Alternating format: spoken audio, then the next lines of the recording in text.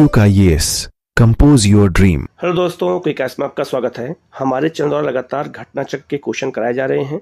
ये general science physics के question है, पार्ट नंबर 5 है, जो 70 बीपीएससी और यूपीपीसीएस के लिए बहुत ही महत्वपूर्ण है। इसमें सारे प्रीवियस ईयर क्वेश्चन दिए गए हैं जो यूपीपीसीएस और बीपीएससी में पूछे गए हैं। तो ये बहुत महत्वपूर्ण क्वेश्चन है, इनको अंत तक देखिएगा। कहीं कोई डाउट होता है तो कमेंट करके पूछेगा, और यहाँ से क्वेश्चन पूछे जाते हैं, इसलिए इसको बहुत अच्छे से करने की ज़रूरत है। हम लोग शुरू करते हैं। आप लोग चैनल को सब्सक्राइब कर लीजिएगा, बेल आइकन को प्रेस कर लीजिएगा, जिससे इस तरह क्लास आपको लगातार मिलती रहे। हम लोग शुरू करते हैं। पहला क्वेश्चन है, जिस पदार्थ में बड़ी संख्या में मुक्त इलेक्ट्रॉन्स होते हैं और कम प्रतिरोध दर्शाता है, उसे हम क्या कहते हैं? वो क्या कहलाता है? उसे हम चालक कहते हैं। ठीक है, तो इसका आंसर हो जाएगा आपका सी हो जाएगा। नेक्स्ट है आपका, सर्वाधिक विद्युत चालकता वाला तत्व कौन सा होता है? सबसे अधिक विद्युत का जो चालकता होती है, सबसे विद्युत जो चलती है, उसमें है आपका, ये इसका आंसर हो जाएगा आपका चांदी। तो सबसे अधिक चालकता किस में होती है?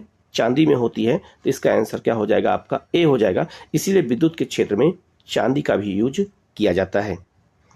नेक्स्ट आपका बहुत महत्वपूर्ण क्वेश्चन है, त्वरित चालकों को बनाने में लोहे की छड़ों की अपेक्षा तांबे की छड़ों को वरीयता दी जाती है। त्वरित चालक क्या होता है? जैसे मान लीजिए कोई जब घर बनता है, जैसे आप इस चित्र में भी देख सकते हैं कि बड़ी बड़ी बिल्डिंगों के ऊपर जब घर बनते तो ऊपर एक जो है तांबे की छड़ लगाई जाती है। तो तांबे की छड़ इसलिए लगाते हैं, तो उस छड़ को नीचे से, ऊपर से लेकर नीचे ज़मीन तक लगाते हैं कि जब कभी बिजली गिरने की घटना हो तो वहाँ से जो है तांबे की छड़ के माध्यम से बिजली धरती के नीचे चली जाए और बिल्डिंग सुरक्षित बच जाती है। तो उसे हम त्वरित चालक कहते हैं। तो त्वरित चालक में लोहे की अपेक्षा तांबे की छड़ों को वरीयता दी जाती है। क्यों दी जाती है? क्योंकि लोहे की तुलना में तांबा विद्युत का अधिक सुचालक होता है। याद रखना, लोहे की तुलना में तांबा विद्युत का अधिक सुचालक होता है और वायुमंडलीय परिस्थितियों में सरलता से ऑक्सीकृत नहीं होता है। इसीलिए जो है किसको वरीयता दी जाती है?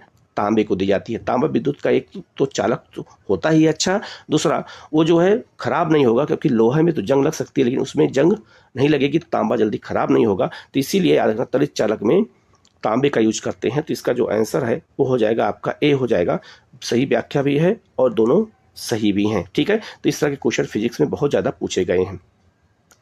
नेक्स्ट आपका, एक संवाहक के तापक्रम परिवर्तन के कारण इनमें विभव परिवर्तन होता है। इस घटना को क्या कहते हैं? तो इस घटना को थॉम्सन प्रभाव कहते हैं। तो इसका आंसर क्या हो जाएगा आपका? ए हो जाएगा। ठीक है, नेक्स्ट आपका, अतिचालक का लक्षण क्या होता है? अतिचालक जो होता है उसका लक्षण क्या होता है? शून्य पारगम्यता होती है, उसमें शून्य पारगम्यता होती है, तो उसको हम कहते हैं अतिचालक कहते हैं। ठीक है, तो इसका आंसर हो जाएगा आपका सी हो जाएगा। नेक्स्ट क्वेश्चन है आपका, अतिचालकता किस तापमान पर अत्यधिक आर्थिक महत्व की हो सकती है जिससे लाखों रुपए की बचत हो? ठीक है, तो ये कब होगा? जो इसका आंसर हो जाएगा आपका सी हो जाएगा। सामान्य ताप पर जब होता है तो इससे लाखों रुपए की बचत हो सकती है। आर्थिक महत्व इसलिए ज़्यादा इंपॉर्टेंट होता है। तो याद रखना, अतिचालकता जो है जब सामान्य ताप पे होता है तो ज़्यादा लाभ होता है। तो इसका आंसर हो जाएगा आपका सी हो जाएगा। नेक्स्ट क्वेश्चन है, किसी अर्धचालक सेमीकंडक्टर का प्रतिरोध कम करने पर क्या होता है?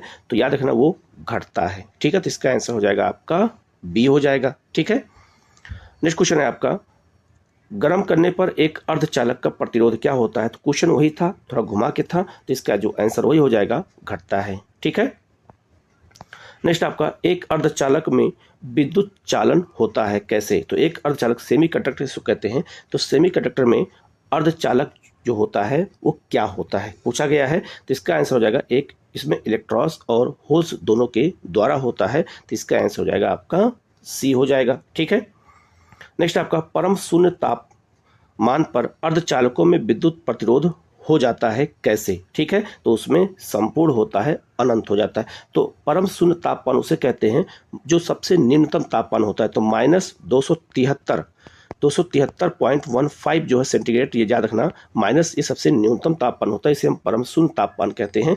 तो इसमें अर्धचालकों विद्युत प्रतिरोधक क्या हो जाता है? अनंत हो जाता है, अर्थात संपूर्ण हो जाता है। ठीक है, जिसका आंसर ए हो जाएगा।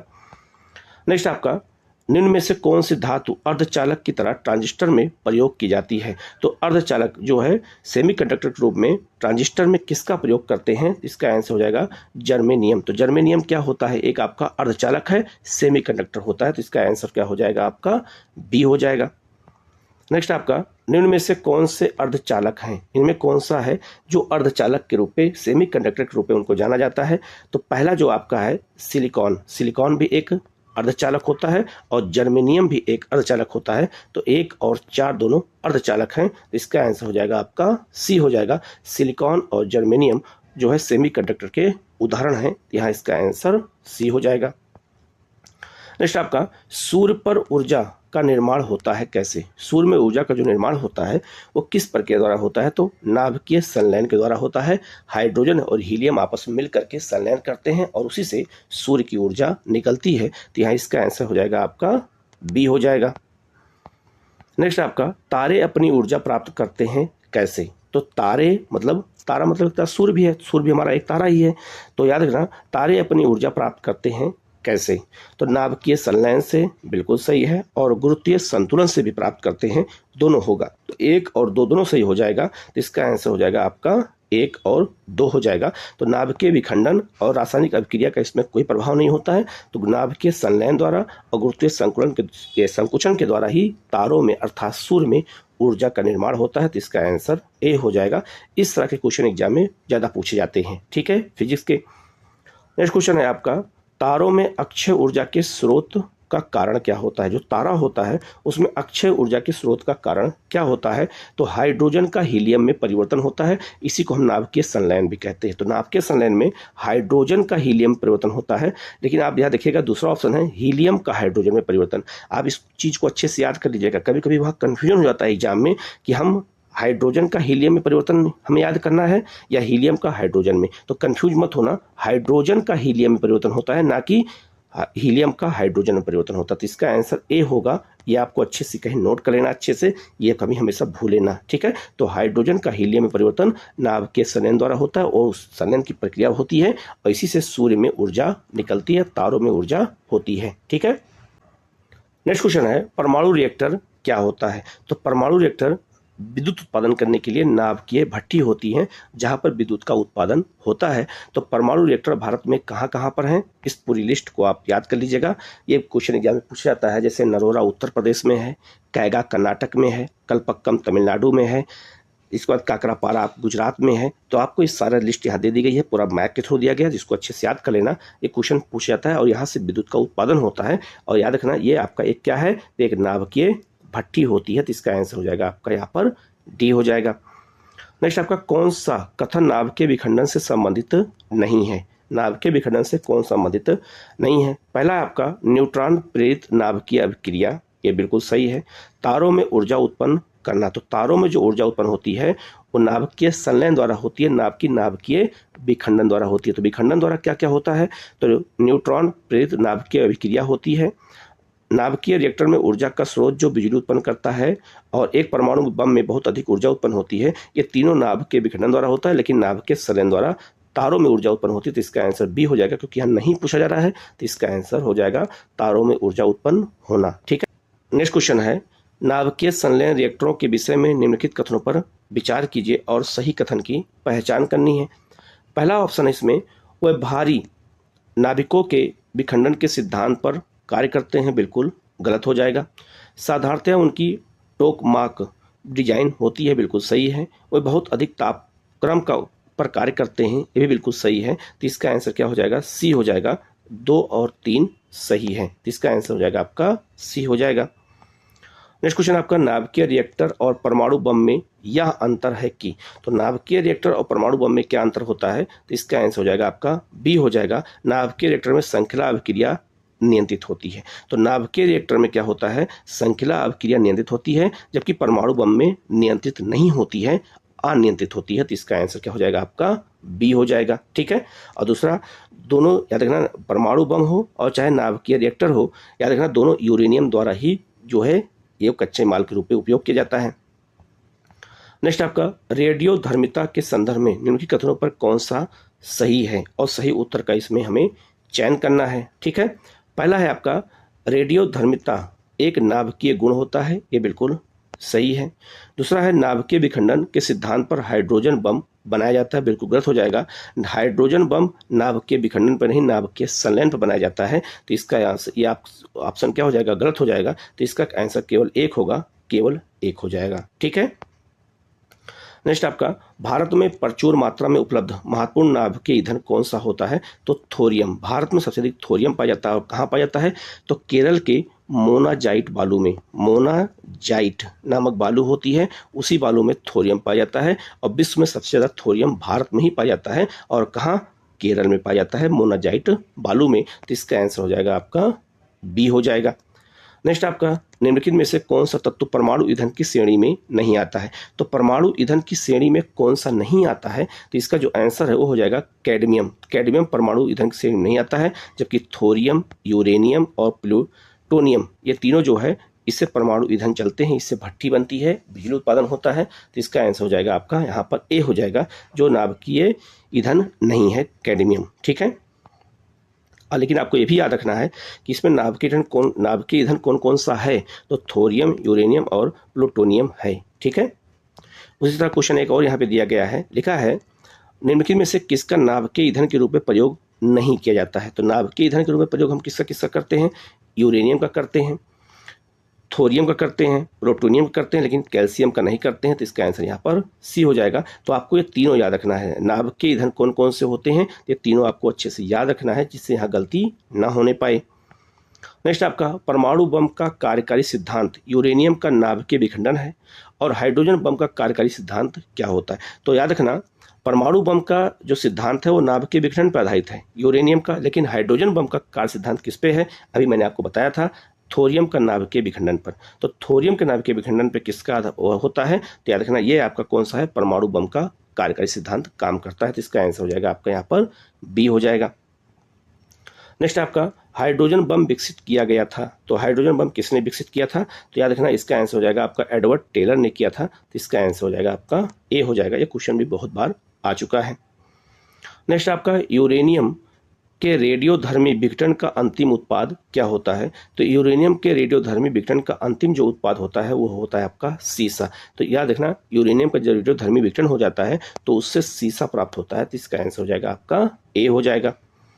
नेक्स्ट आपका, रेडियोधर्मी पदार्थ उत्सर्जित करता है क्या? तो रेडियोधर्मी जो पदार्थ होते हैं उस क्या उत्सर्जित करते हैं? तो अल्फा, बीटा और गामा तीनों किरणें उत्सर्जित करते हैं। तो इसका आंसर क्या हो जाएगा? उपरोक्त सभी हो जाएगा। ये भी क्वेश्चन बहुत ही महत्वपूर्ण है। ठीक है। नेक्स्ट आपका, ध्रुव, पूर्णिमा और साइरस में क्या संबंध है? तो याद रखना, ये तीनों क्या हैं? तो ये तीनों भारत के क्या हैं? भारतीय शोध रिएक्टर हैं जो मुंबई में लगाए गए थे। याद रखना, एक शोध रिएक्टर है तीनों, ध्रुव, पूर्णिमा और आपका साइरस। ठीक है। तो इसका आंसर याद रखना, ये क्वेश्चन बहुत बार एग्जाम में आ चुका है। ठीक है। नेक्स्ट क्वेश्चन है, एक ब्रीडर रिएक्टर वह होता है। तो ब्रीडर रिएक्टर में क्या होता है? ये भी परमाणु रिएक्टर से जुड़ा हुआ है। इसमें क्या होता है? जो विखंडन होने वाले पदार्थ को उससे अधिक उत्पन्न करता है जितना वह जलाता है। तो जितना जलेगा उतना ही जो है ऊर्जा उत्पन्न होगी। तो याद रखना, ब्रीडर रिएक्टर में यूज होता है। इसका यूज कहाँ किया गया है? कलपक्कम में किया गया है, तमिलनाडु में। तो इसका आंसर हो जाएगा आपका सी हो जाएगा। नेक्स्ट आपका, भारतीय अंतरिक्ष कार्यक्रम के जनक कौन है जिन्होंने भारत में अंतरिक्ष कार्यक्रम की आधारशिला रखी थी? तो डॉक्टर विक्रम अम्बालाल साराभाई जी हैं। ठीक है। इन्होंने ही इसको जो है नींव रखा था। तो इसका आंसर हो जाएगा आपका यहाँ पर ए हो जाएगा। नेक्स्ट आपका, प्रसारी विश्व की संकल्पना आधारित है किस पे? डॉपलर प्रभाव पे आधारित है। तो प्रसारी विश्व की संकल्पना आपका बिग बैंग थ्योरी से जुड़ा मामला है, जहाँ से ब्रह्मांड की उत्पत्ति को बताया जाता है। तो डॉपलर प्रभाव पे आधारित है। तो इसका आंसर हो जाएगा आपका ए हो जाएगा। नेक्स्ट आपका, श्याम बीबर, ब्लैक होल को श्याम बीबर कहते हैं। ब्लैक होल जो है होता क्या है? तो याद रखना, सिमटता गया तारा। जब तारे मर जाते हैं तो उसको हम ब्लैक होल कहते हैं। और ब्लैक होल इतना बड़ा होता है, इसमें इतना ज़्यादा गुरुत्वाकर्षण होता है कि ये प्रकाश को भी अपनी ओर खींच लेता है, जबकि प्रकाश का कोई भार नहीं होता है। इतना ज़्यादा गुरुत्वाकर्षण होता है कि प्रकाश को भी अपनी ओर खींच लेता है। या इसका आंसर क्या हो जाएगा? आपका डी हो जाएगा। जब तारे मर जाते हैं तो वहीं पर जो है किसकी उत्पत्ति होती है? तो ब्लैक होल होता है। आप चित्र में देख सकते हैं। तो इसका आंसर यहाँ हो जाएगा आपका डी हो जाएगा। नेक्स्ट आपका, भू स्थिर उपग्रह घूमता है। ठीक है। भू स्थिर उपग्रह घूमता है कैसे? तो भू स्थिर जो उपग्रह होता है याद रखना, वो स्थिर ऊंचाई पर होता है। जैसे मान लो पृथ्वी है, तो पृथ्वी के ठीक ऊंचाई पर 36,000 किलोमीटर की ऊंचाई पर भू स्थिर उपग्रह होते हैं। ठीक है। वो घूमते हैं कैसे? तो स्थिर ऊंचाई पर, एक स्थिर ऊंचाई पर एक जो है संतुलित रहते हैं और साथ साथ पृथ्वी के घूमते रहते हैं। इन्हें कहते हैं भू स्थिर उपग्रह कहते हैं। तो इसका आंसर हो जाएगा आपका बी हो जाएगा। नेक्स्ट है आपका, निम्नलिखित सिद्धांत पर रॉकेट कार्य करता है, मतलब रॉकेट किस सिद्धांत पे काम करता है, तो याद रखना संवेग संरक्षण सिद्धांत पे काम करता है। तो इसका आंसर क्या हो जाएगा आपका सी हो जाएगा। ये क्वेश्चन बहुत बार आ चुका है। नेक्स्ट है आपका क्रायोजेनिक इंजन का इस्तेमाल होता है किसमें, तो क्रायोजेनिक इंजन में जो है नाइट्रोजन और ऑक्सीजन माइनस में ईंधन के रूप में इस्तेमाल होता है। तो क्रायोजेनिक इंजन का इस्तेमाल कहाँ किया जाता है, स्पेस शटल में। स्पेस जो होते हैं शटल होते हैं उनके इंजन जो होते हैं वो क्रायोजेनिक होते हैं, इनमें काफ़ी ऊर्जा होती है जिससे वो आसानी से उड़ जाते हैं। तो इसका आंसर हो जाएगा आपका यहाँ पर सी हो जाएगा। नेक्स्ट आपका है क्रायोजेनिक ताप से आशय है उसके किस ताप से होता है, तो क्रायोजेनिक जो इंजन होता है उसमें -150 सेंटीग्रेड से कम तापमान होता है और तब वो क्रायोजेनिक इंजन उड़ता है। तो ये जाना ये भारी जो है शटल को ले जाता है या भारी उपग्रह को अंतरिक्ष में पहुंचाने का काम कौन करता है, क्रायोजेनिक इंजन करता है। नेक्स्ट आपका कृत्रिम उपग्रह पृथ्वी से सुस्पष्टता से ट्रैक किया जा सकता है कैसे, कृत्रिम उपग्रह को कैसे हम ट्रैक कर सकते हैं सुस्पष्ट तरीके से, तो इसका आंसर हो जाएगा आपका डॉपलर प्रभाव द्वारा किया जा सकता है। तो इसका आंसर हो जाएगा आपका ए हो जाएगा। नेक्स्ट आपका मशीन गन का आविष्कार किया था किसने, तो मशीन गन का आविष्कार किसने किया था, तो याद रखना जेम्स पकल द्वारा किया गया था। तो इसका आंसर हो जाएगा आपका यहाँ पर डी हो जाएगा। ठीक है। नेक्स्ट आपका थर्मोस्कोप प्रारंभिक थर्मामीटर का आविष्कार किसने किया था, तो थर्मोस्कोप प्रारंभिक थर्मामीटर जो होता था उसका आविष्कार किसने किया था, तो गैलीलियो ने किया था। तो इसका आंसर हो जाएगा आपका सी हो जाएगा।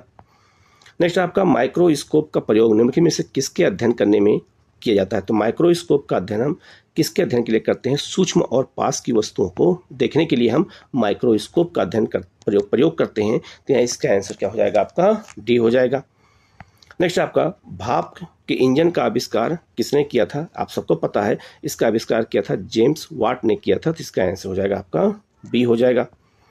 नेक्स्ट आपका इलेक्ट्रिक बल्ब की खोज किसने की थी, तो खोज से जुड़े हुए क्वेश्चन फिजिक्स के पूछे जाते हैं, साइंस के। ठीक है। तो इसकी खोज किसने किया था, थॉमस एडिसन ने किया था। तो इसका आंसर हो जाएगा आपका ए हो जाएगा। ठीक है।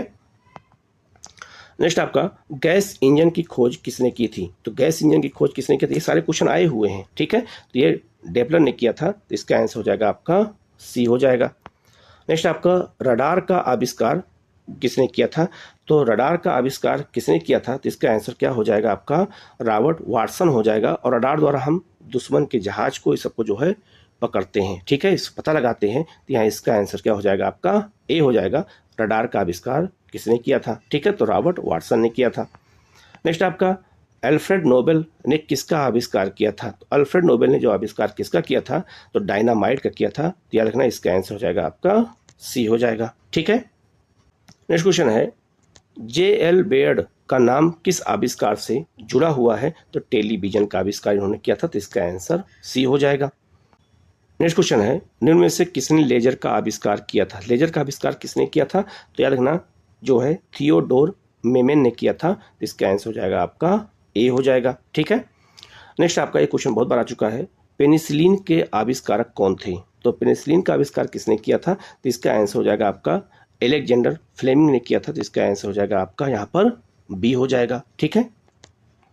नेक्स्ट आपका निम्नलिखित में से किसने एक्स किरणों का आविष्कार किया था, तो एक्स किरणों का आविष्कार किसने किया था, तो यहाँ इसका आंसर हो जाएगा आपका रॉयटजन ने किया था। तो इसका आंसर हो जाएगा आपका यहाँ पर बी हो जाएगा। तो रॉयटजन ने जो है एक्स किरणों का आविष्कार किया था। ठीक है। नेक्स्ट आपका ब्लैक होल के सिद्धांत को प्रतिपादित किसने किया था, अभी मैंने आपको बताया ब्लैक होल क्या होता है, जब तारे मर जाते हैं तो ब्लैक होल की घटना होती है और इसमें बहुत ज़्यादा गुरुत्वाकर्षण होता है जो प्रकाश को भी अपनी ओर खींच लेता है। ठीक है। तो ब्लैक होल के सिद्धांत का प्रतिपादन किसने किया था, तो एस चंद्रशेखर ने किया था। इसीलिए ब्लैक होल की सीमा को हम चंद्रशेखर सीमा भी कहते हैं। तो यहाँ इसका आंसर हो जाएगा आपका सी हो जाएगा। ठीक है। नेक्स्ट क्वेश्चन है वैज्ञानिक एस चंद्रशेखर को नोबेल पुरस्कार किस कार्य के लिए मिला था, ठीक है, तो उन्हें नक्षत्र भौतिकी में जो है याद रखना क्या मिला था, ये याद रखना नोबेल पुरस्कार दिया गया था चंद्रशेखर को, इन्होंने ही ब्लैक होल की सीमा का निर्धारण किया था। ठीक है। नेक्स्ट आपका प्रकाश विद्युत प्रभाव के आविष्कारक कौन है, तो प्रकाश विद्युत प्रभाव के आविष्कारक कौन है, तो याद रखना ये है आपका हॉर्स है। इसका आंसर हो जाएगा आपका यहाँ पर ए हो जाएगा। ठीक है। नेक्स्ट आपका वैज्ञानिक एल्बर्ट आइंस्टीन प्रसिद्ध हैं किसके लिए? तो याद रखना, इन्होंने प्रकाश विद्युत प्रभाव के लिए इन्होंने इसका आविष्कार किया था और प्रकाश विद्युत प्रभाव के लिए इन्हें नोबेल पुरस्कार भी दिया गया था। तो यहाँ इसका आंसर क्या हो जाएगा? आपका बी हो जाएगा। नेक्स्ट आपका, आइंस्टीन को नोबेल पुरस्कार दिया गया था किसके लिए? तो प्रकाश विद्युत प्रभाव के लिए दिया गया था, ये बात याद रखना। और सापेक्षता का सिद्धांत भी आइंस्टीन ने ही दिया था, लेकिन नोबेल पुरस्कार किसके लिए दिया गया है? तो प्रकाश विद्युत प्रभाव के लिए दिया गया है। यह क्वेश्चन बहुत बार आ चुका है और कई बच्चों ने इसको इसे गलत भी किया था। ठीक है, नेक्स्ट आपका, अपेक्षिता का सिद्धांत इनमें से किस वैज्ञानिक ने दिया था? अभी मैंने आपको बताया, ये किसने दिया था? एल्बर्ट आइंस्टीन ने दिया था। तो इसका आंसर हो जाएगा आपका ए हो जाएगा। नेक्स्ट आपका, भौतिकी में चतुर्थ आयाम का परिचय किसने दिया था? तो भौतिकी में चतुर्थ आयाम का परिचय देने वाले व्यक्ति कौन है? तो आइंस्टीन ही हैं। इसका आंसर हो जाएगा आपका बी हो जाएगा। नेक्स्ट आपका, निम्नलिखित वैज्ञानिकों में से किसने नवीन सापेक्ष सिद्धांत प्रतिपादित किया था? तो नवीन सापेक्ष सिद्धांत का प्रतिपादन किसने किया था? तो जे.बी. नॉलिकर ने किया था। तो इसका आंसर हो जाएगा आपका यहाँ पर ए। नेक्स्ट क्वेश्चन है, ऊष्मीय आयन सिद्धांत का एक महत्वपूर्ण देन है, किसकी देन है? तो याद रखना, यह है आपका M.N. साहा की है। तो इसका आंसर हो जाएगा आपका बी हो जाएगा। नेक्स्ट आपका, भारत में अणु बम के विकास में कौन संबंधित है? तो भारत में अणु बम के विकास में संबंध किसका है? तो इसका आंसर हो जाएगा राजा रमन्ना का। तो इसका आंसर हो जाएगा आपका ए हो जाएगा। ठीक है, नेक्स्ट आपका, विज्ञान का क्षेत्र जो मानव और यंत्र के मध्य स्वचलन और संचार का अध्ययन करता है क्या कहलाता है? तो विज्ञान क्षेत्र में मानव और यंत्र के बीच में जो संबंध होता है उसको हम क्या कहते हैं? तो उसको हम कहते हैं जो है साइबरनेटिक्स कहते हैं। तो इसका आंसर हो जाएगा आपका डी हो जाएगा। ठीक है, ये नया शब्द है, ये पूछा जा सकता है। नेक्स्ट आपका, समय मापक विज्ञान क्या होता है? तो समय मापक विज्ञान को हम हारोलॉजी कहते हैं। तो इसका आंसर हो जाएगा आपका ए हो जाएगा। ठीक है, नेक्स्ट आपका, घर्षण और स्नेहक का अध्ययन क्या कहलाता है? तो घर्षण और स्नेहक के अध्ययन को हम क्या कहते हैं? तो इसको कहते हैं ट्राइबोलॉजी कहते हैं। ये भी क्वेश्चन एग्जाम में आ चुका है, 2-3 बार आ चुका है। तो यहाँ इसका आंसर हो जाएगा आपका डी हो जाएगा। नेक्स्ट आपका, राष्ट्रीय भौतिकी प्रयोगशाला स्थित कहाँ पर है? तो राष्ट्रीय भौतिकी प्रयोगशाला नई दिल्ली में स्थित है। तो इसका आंसर हो जाएगा आपका ए हो जाएगा। तो साइंस से जुड़े हुए जो है केंद्र भी पूछे जाते हैं, ये भी आपको अच्छे से याद रखना है। ठीक है, नेक्स्ट क्वेश्चन है आपका, राष्ट्रीय रासायनिक प्रयोगशाला कहाँ स्थित है? तो रासायनिक प्रयोगशाला कहाँ है? ये पुणे में है। तो इसका आंसर हो जाएगा आपका सी हो जाएगा। नेक्स्ट क्वेश्चन है, निम्नलिखित में से कौन सुमेलित नहीं है? इसमें कौन है जिसका सुमेल नहीं है, ये पूछा जा रहा है। ठीक है, तो पहला है आपका कौन सा? आइसोबार। ये वायुदाब की रेखा होती है, जहाँ जहाँ पे वायुदाब एक समान होता है उसको हम आइसोबार कहते हैं। जो है आइसो हाइट ऊंचाई कहते हैं, जहाँ एक समान ऊंचाई होती है उसे हम आइसो हाइट कहते हैं। आइसो हेलाइन, ये बर्फ वर्षा का नहीं होता है, ये समुद्र की लवणता दिखाता है। जब समुद्र में लवणता एक समान होती है तो उस लाइन को हम क्या कहते हैं? जो है आइसो हेलाइन कहते हैं। तो ये इसका आंसर सी हो जाएगा। और एक है आपका क्या चीज़? तो आइसोबाथ क्या होता है? गहराई, जहाँ एक समान गहराई होती है उसे हम आइसोबाथ नापते हैं। तो यहाँ इसका आंसर सी हो जाएगा, जो मेल नहीं कर रहा है। ठीक है, नेक्स्ट आपका, निम्नलिखित में से कौन किसी जल निकाय में घनत्व प्रवणता को दर्शाता है? जल में घनत्व को एक लाइन जो होती है उसको हम क्या कहते हैं? तो उसको हम कहते हैं क्या? तो पिक्नोक्लाइन कहते हैं। तो इसका आंसर सी हो जाएगा। ये क्वेश्चन बहुत बार पूछा जा चुका है। नेक्स्ट आपका, निम्नलिखित में से कौन धातु चुंबक द्वारा आकर्षित नहीं होती है? चुंबक द्वारा कौन सी धातु आकर्षित नहीं होगी इसमें से? तो याद रखना, लोहा हो सकता है, निकल भी हो जाएगा, कोबाल्ट भी होगा, लेकिन एल्यूमिनियम नहीं होगा। तो इसका आंसर डी हो जाएगा। ठीक है, नेक्स्ट आपका, निम्न में से कौन विद्युत अचुंबकीय है? इनमें कौन है जो विद्युत अचुंबकीय है? तो याद रखना, इसका आंसर क्या हो जाएगा? तो इसका आंसर हो जाएगा आपका तांबा। तो तांबा जो है विद्युत अचुंबकीय होता है, जबकि आपका निकेल, क्रोमियम और कोबाल्ट चुंबकीय होता है। ठीक है, नेक्स्ट आपका, घड़ी में स्फटिक क्रिस्टल का कार्य किस पर आधारित होता है? तो यह दाब विद्युत प्रभाव पर आधारित होता है। ये भी क्वेश्चन 2-3 बार आ चुका है। तो इसका आंसर सी हो जाएगा। नेक्स्ट आपका, ग्रहों की गति के नियम प्रतिपादित किए गए हैं। तो याद रखना, ग्रहों की गति का जो नियम है वो किसने प्रतिपादित किया था? तो केपलर ने किया था। तो इसका आंसर क्या हो जाएगा? आपका बी हो जाएगा। इसको अच्छे से इसलिए याद कर लेना क्योंकि बहुत सारे बच्चे कॉपरनिकस और गैलीलियो में कंफ्यूज हो जाते हैं। तो केपलर ने ग्रहों की गति का नियम प्रतिपादित किया था। तो ये आपको अच्छे से याद रखना है। नेक्स्ट आपका, साइक्लोट्रॉन ऐसा यंत्र है जिससे उत्पन्न किया जा सकता है कृत्रिम मौसम को। जो कृत्रिम मौसम हम उत्पन्न करते हैं, बनावटी जो मौसम बनाते हैं, उसके लिए हम इसी संयंत्र का उपयोग करते हैं। तो इसका आंसर हो जाएगा आपका बी हो जाएगा। ठीक है, नेक्स्ट आपका वाटर जेट तकनीक का प्रयोग किया जाता है किस क्षेत्र में? खदानों के बेधन में। जब हम खदानों में खनिज को निकालते हैं, छेद करते हैं, तो वाटर जेट तकनीक का प्रयोग करते हैं। तो यहाँ इसका आंसर क्या हो जाएगा? आपका बी हो जाएगा। ठीक है, नेक्स्ट क्वेश्चन है, ऑटो हान ने अणुबम की खोज निम्न सिद्धांत पर आधारित है। ऑटो हान ने अणुबम की जो खोज की थी वो किस सिद्धांत पर आधारित है? तो नाभ के विखंडन पे है। तो इसका आंसर बी हो जाएगा। तो ये भौतिक विज्ञान घटाचक्र जनरल साइंस के मैंने जो है 5 पार्ट में इसको करा दिया है। वीडियो को अंत देखिएगा, कहीं कोई डाउट होता है तो कमेंट करके पूछेगा। आप लोग चैनल को जरूर सब्सक्राइब कर लीजिएगा, बेल आइकन को प्रेस कर लीजिएगा, जिससे इस क्लास आपको लगातार मिलती रहे। Okay, thank you.